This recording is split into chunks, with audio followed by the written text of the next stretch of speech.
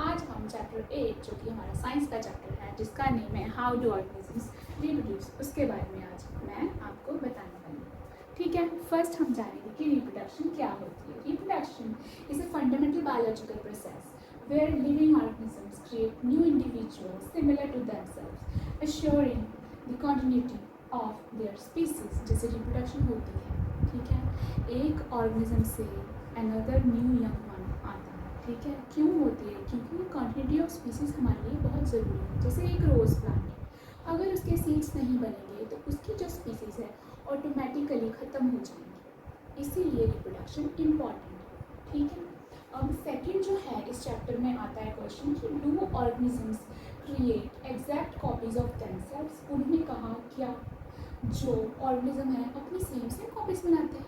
Answer है no, because अगर same copies बनाने लगे तो हम सब एक जैसे ही दिखेंगे, जो कि पॉसिबल नहीं है। उसमें क्या होती हैं? वेरिएशंस होती हैं। जो डीएनए कॉपी होता है 23 पेयर्स और 23 pairs of mother, 23 pairs of father, जो क्रोमोसोम जो है ऑफस्प्रिंग में कंबाइन होते हैं 46 क्रोमोसोम टोटल होते हैं। ठीक है, बट उसमें जो है वेरिएशंस आती हैं। वेरिएशन चेंजेस कब आती हैं डीएनए सीक्वेंसेस में? ड्यूरिंग ट्रांसक्रिप्शन और ट्रांसलेशन।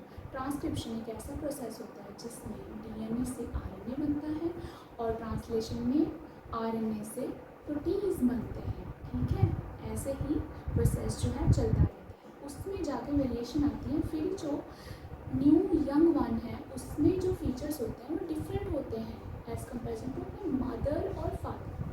ठीक है, तो इसीलिए जो है जो डीएनए जो होता है या फिर ऑर्गेनिज्म जो होती हैं अपनी एग्जैक्ट कॉपीज नहीं बनाते।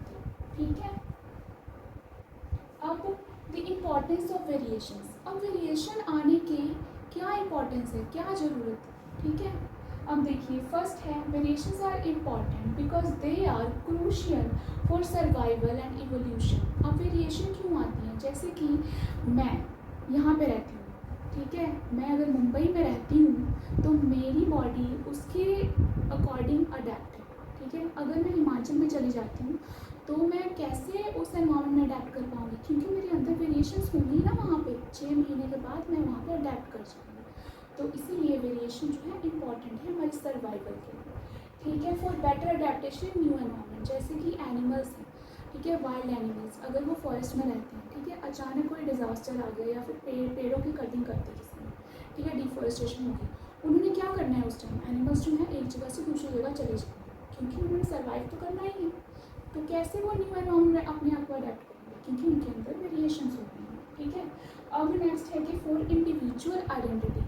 अगर हम डिफरेंट नहीं दिखेंगे तो हम ऐसे कैसे पता करेंगे कि हाँ कि वो कौन है और मैं कौन? ठीक है, इसीलिए इंडिविजुअल आइडेंटिटी भी ये वेरिएशन के थ्रू पता लगती है। लास्ट पॉइंट है कि it helps organisms to overcome the environmental problems. जितने भी एनवायरमेंटल प्रॉब्लम हैं उनको ओवरकम करने में